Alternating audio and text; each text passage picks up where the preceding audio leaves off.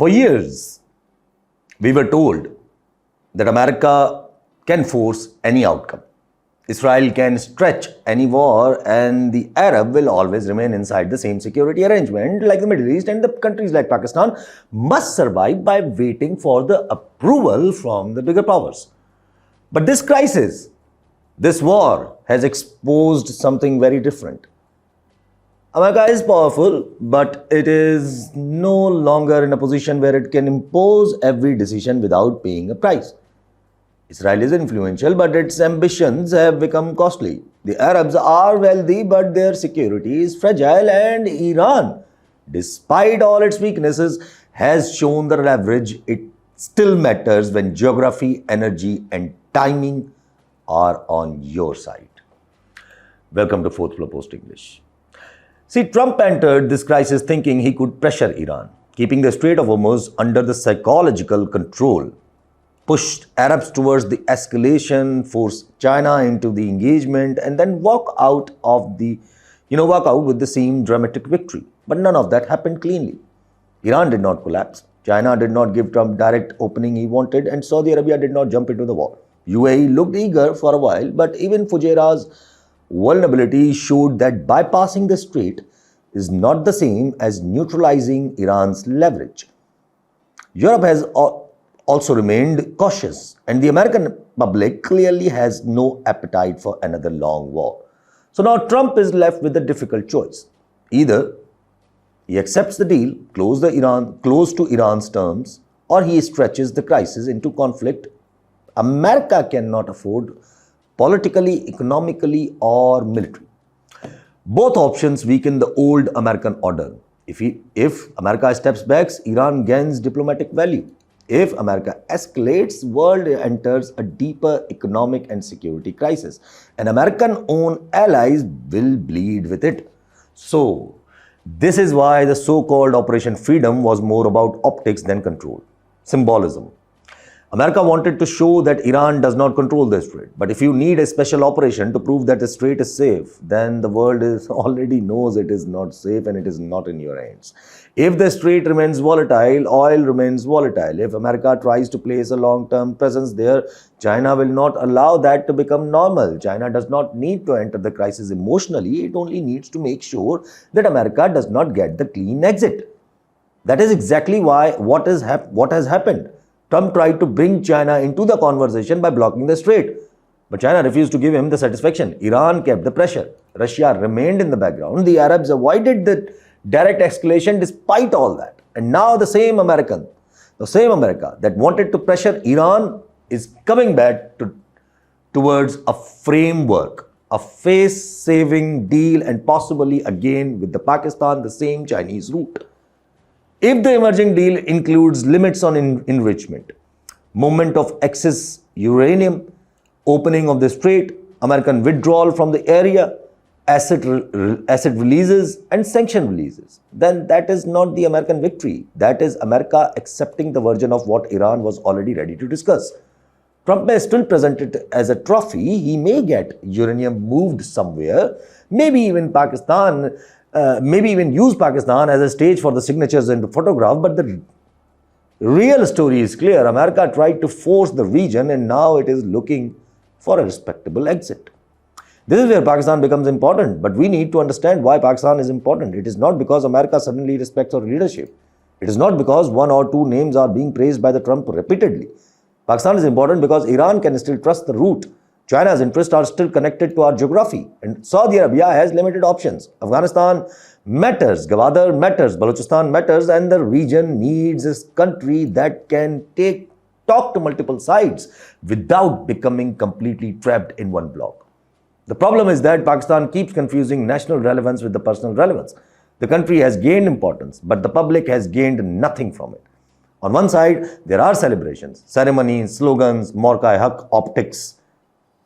On the other side, ordinary people are dealing with the fuel prices, electricity bills, IMF pressure, load sheddings, taxes, levies, unemployment, and economic suffocation. If Pakistan, or even the human rights violations. So if Pakistan is so relevant that Trump keeps praising us, if we are central that America needs us for the de-escalation, then why is Pakistani citizen still being squeezed for every rupee? Because this system knows how to use relevance for itself, for few people. It does not know how to convert relevance into the relief of the country. That is the core problem. The region is changing fast. Saudi Arabia, UAE are no longer moving exactly as one bloc. UAE has exposed itself by trying to play too aggressively. Saudi Arabia is being more careful because it knows its own security is at stake. Iran and Saudi Arabia may move closer now, not because they love each other, but because the region now demands practical adjustments, interest-based blocs. Iran's value may rise if sanctions ease. China has already treated Iran as a serious strategic partner. If Iran opens economically, if barter trades become possible for Pakistan, if oil and gas equation shifts, then Pakistan will face questions it has avoided for years. Why are we buying in expensive energy and when regional alignments exist? Why are we stuck in a dollar-based limitations when barter trade is available could be available with Iran, may become possible with Iran? Why is Gwadar still not functional when you have not the good terms with UAE? And that was the only deterrence because of your power elites were sending corrupted money to UAE. And that was the only deterrence that Gwadar was going down. And now why the Gwadar is still not functional? Why is Balochistan still insecure? Why is KPK unstable? Why is Afghanistan still unresolved? Why are we depending on old security guarantees when even those who gave those guarantees are adjusting their own positions, Saudi Arabia and America? This is not the time for Pakistan to join an American bloc against Iran and China, or the other way around. That would be strategic stupidity.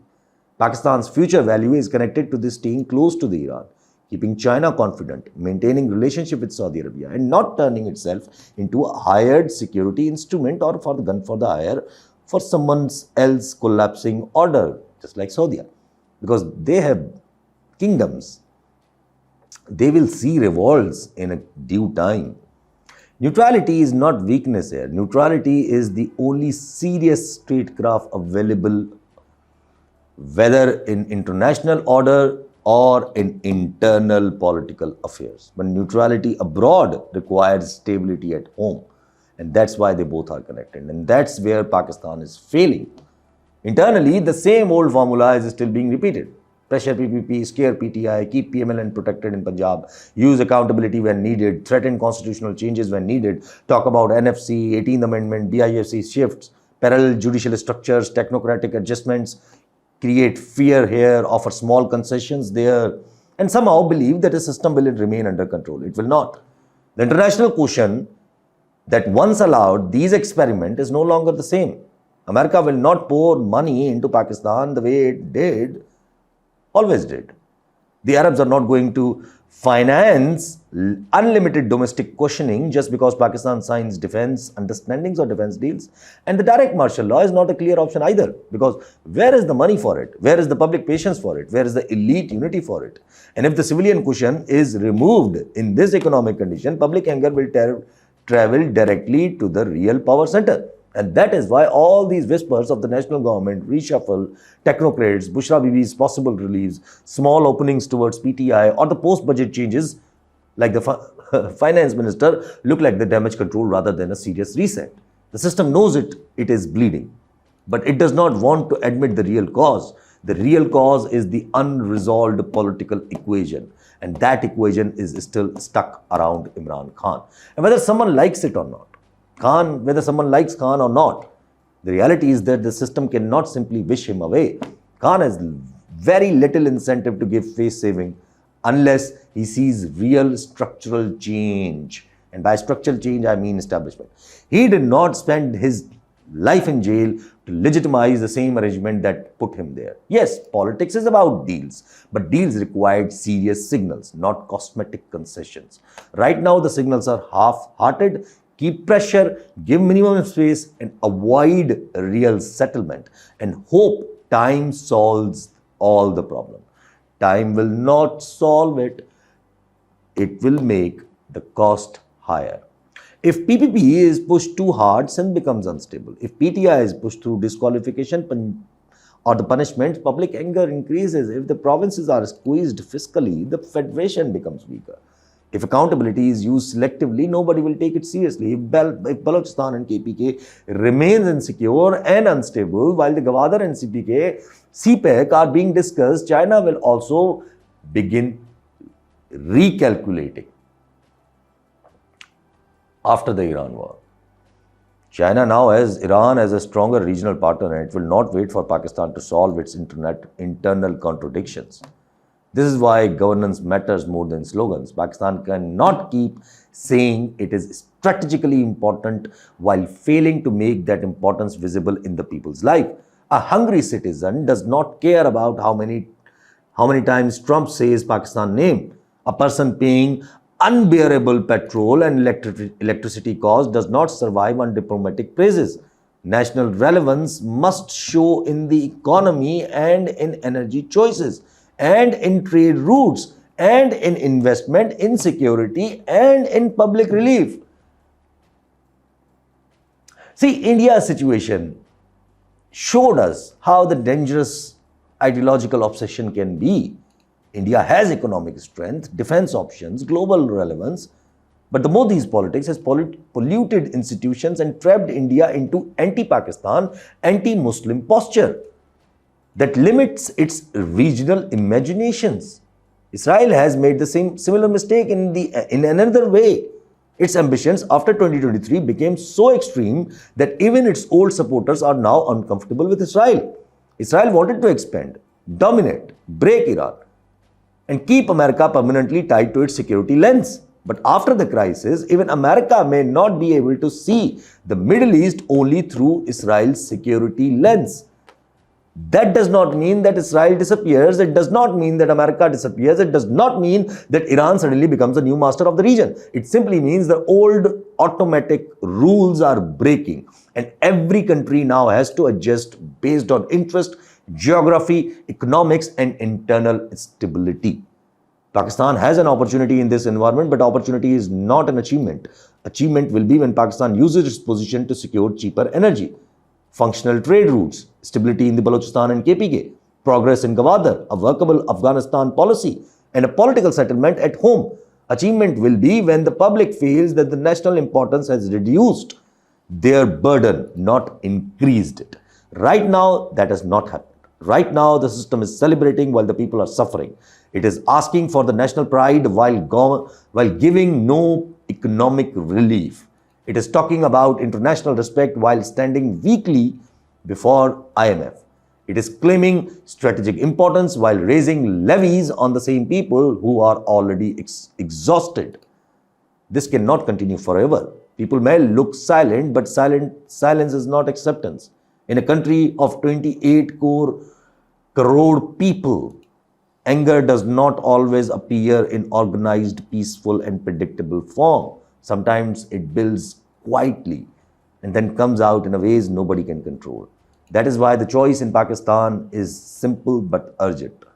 Either the state goes for a serious political reset, real neutrality, regional economic thinking, and internal stabilization, or it keeps dragging the country through old formulas until the pressure becomes unimaginable.